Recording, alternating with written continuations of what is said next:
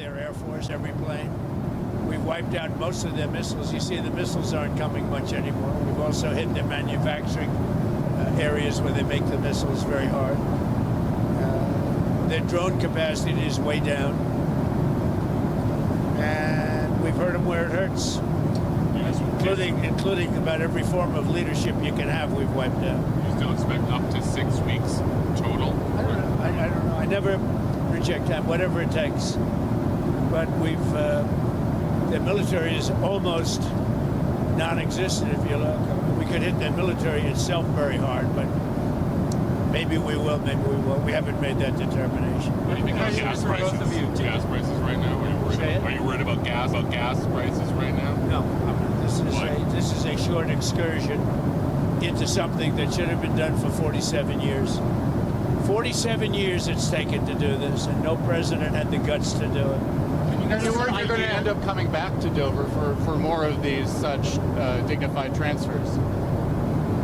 I'm sure I hate to do it, but it's a part of war, isn't it? Who are you with? The Washington Post. When you say it's a part of war? The deaths are part of war, Yeah, it's part of war. It's a sad part of war. It's the bad part of war. Mr. President, did the United States bomb a girls' elementary school in southern Iran on the first day of the war and kill 175 people? In my opinion, based on what I've seen, that was done by Iran. Is that true, Mr. Higson? It was Iran who did that? We're certainly investigating. Still investigating. But the only side that targets civilians is Iran. We think it was done. We think it was done by Iran. Can you give us an idea? Because they're very inaccurate, as you know, with their munitions. They have no accuracy whatsoever. It was done by Iran. Can you give us an idea of what unconditional surrender looks like to you? I mean, what do you want from Iran? I said unconditional, not conditional. I said unconditional. It's where they cry uncle, or when they can't fight any longer, and there's nobody around to cry uncle. That could happen too, because we've wiped out their leadership numerous times already. So it's if they surrender, or if there is nobody around to surrender, but they're rendered useless in terms of military. Mr. President, can I ask you what Peter asked you a question yesterday? You said it wasn't the right time in that event, but he was asking whether you have indications of whether Russia is supporting Iran somehow in this. No, I haven't had that. I haven't had no indication of that whatsoever. If they are, they're not doing a very good job, because Iran is not doing too well.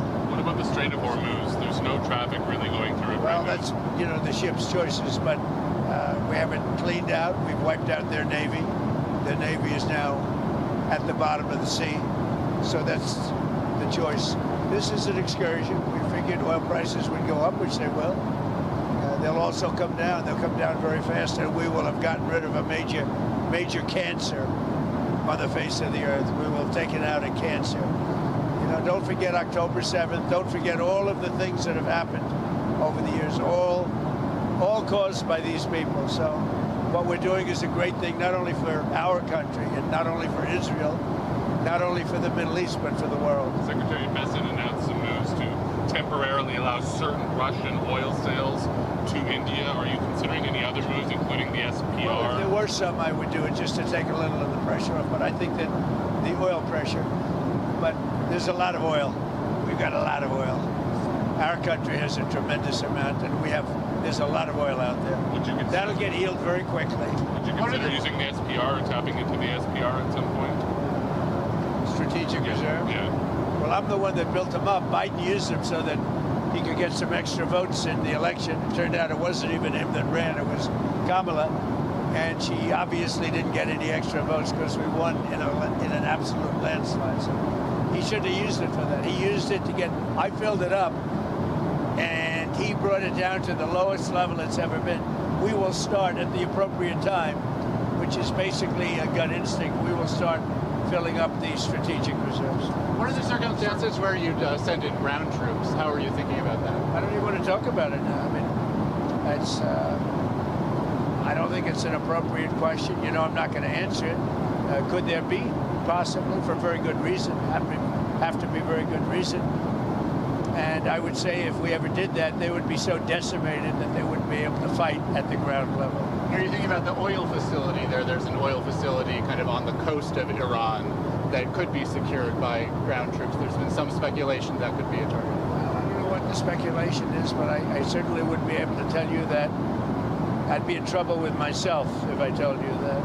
Mr. President, don't you need ground troops to secure the enriched uranium at the nuclear sites? We're going to find out about that. We haven't talked about it, but it was a total obliteration. They haven't been able to get to it, and at some point maybe we will. You know, that would be a great thing. But right now we're just decimating them.